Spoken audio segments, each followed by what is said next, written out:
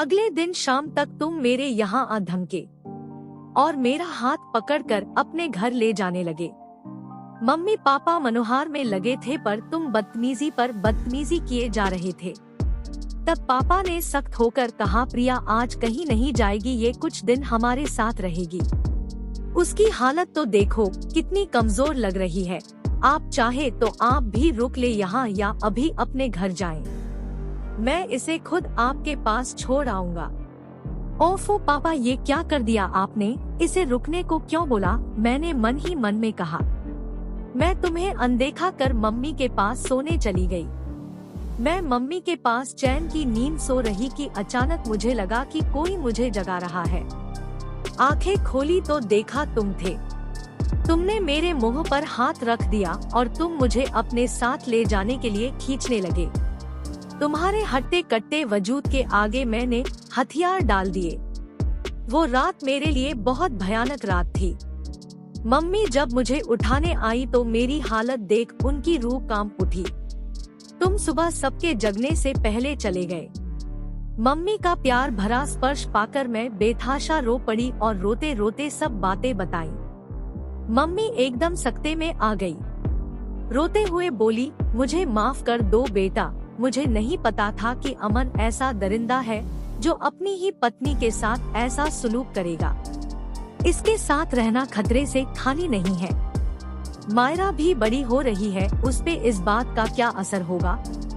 मैं अभी तुम्हारी सास को फोन करके बुलाती हूँ। फिर मम्मी ने सारी बातें पापा को बताईं। मम्मी जी के आने के बाद मम्मी पापा ने उनसे बात की तो मम्मी जी ने मेरा ही साथ दिया। उन्होंने उसी समय अमन को फोन करके आने को कहा। इधर पापा ने पुलिस को भी फोन कर दिया।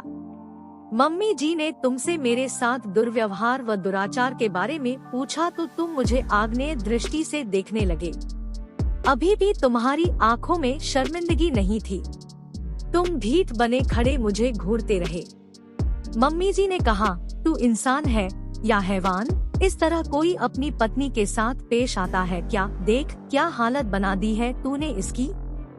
ये पति पत्नी का आपस का मामला है, आप लोग इससे दूर ही रहें। प्रिया तो कुछ बोल नहीं रही है और आप लोग खामखा वकील बने फिर रहे हैं। चलो प्रिया घर चलो, मुझे रोज रोज यहाँ आना अच्छा नहीं लगता।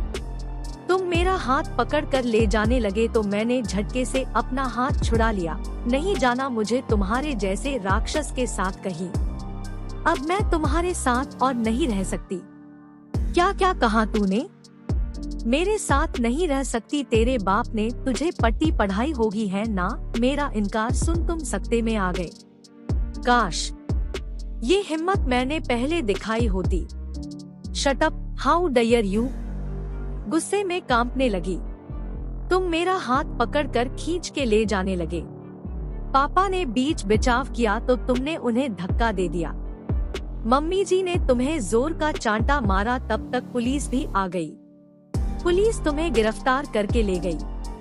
मैं तुम्हें पुलिस जीप में जाते हुए देखती रही। अच्छा ही था कि मायरा उस समय प्ले स्कूल में थी, उसने तुम्हें हथकड़ी पहने पुलिस के साथ जाते नहीं देखा, वरना उसके कोमल दिल को बहुत ठेस लगती।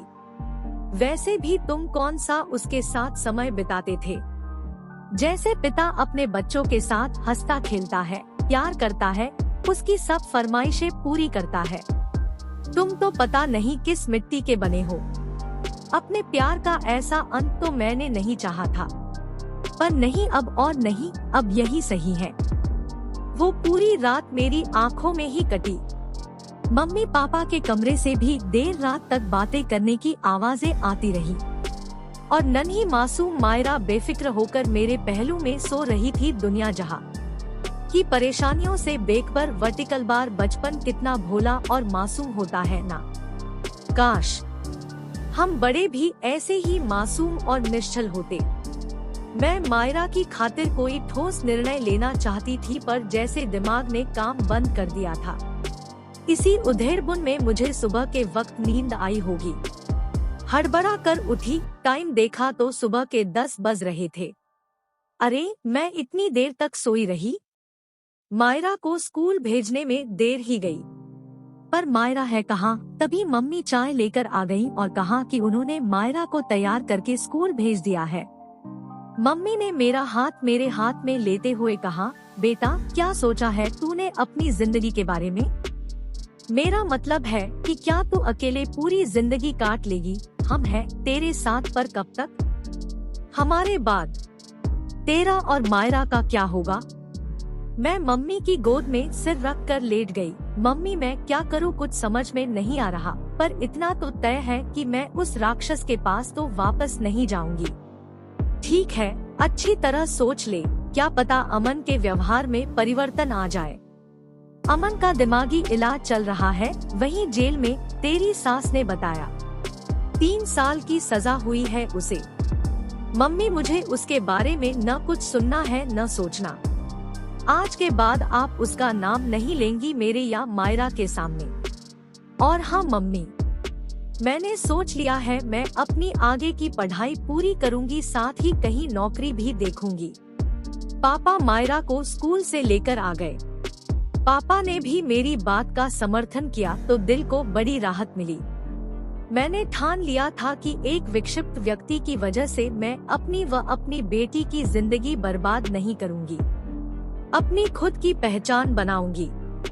मैं अमन से अब कोई नाता नहीं रखूंगी, उससे तलाक ले लूंगी। और मैंने मम्मी पापा को अपना फैसला सुना दिया।